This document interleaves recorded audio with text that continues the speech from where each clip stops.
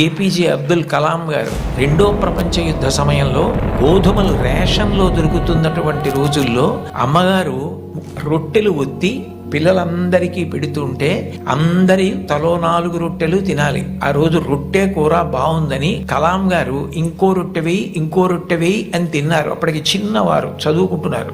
అన్నగారు వచ్చి, నువ్వు రొట్టెలు ఎక్కువ తినేశావు, రెండో ప్రపంచ యుద్ధం జరుగుతోంది, అమ్మకి రొట్టెలు లేవు, నీకు పెట్టేసింది, అలా తినచ్చా అన్నారు. అమ్మకి తినవలసిన రొట్లు తాను తినేశానన్న న్యూనతాభావంతో కలాం గారు బలబలా ఏడుస్తుంటే తల్లిగారు వచ్చి గట్టిగా కౌగిలించుకొని, నాన్న నువ్వు తింటే నేను తిన్నట్టేరా, నాకు చాలా సంతోషంగా ఉంది అంది మా అమ్మ.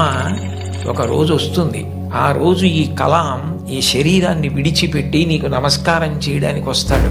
On the day of the final judgement అని రాసుకున్నారు ఆయన. ఆ రోజు నువ్వు ఏ అన్నం కూడా తినడం మానేసి పెట్టి నన్ను పెంచి పెద్ద చేశావో, ఈ శరీరంతో ఈ మేధస్సుతో నేను దేశ సేవ చేసి కృతార్థుడనై ఆ అమ్మ కన్నా కొడుకు అని నీకు కీర్తి తెచ్చి వచ్చి నీ పాదములకు నమస్కరిస్తానని రాసుకున్నారు.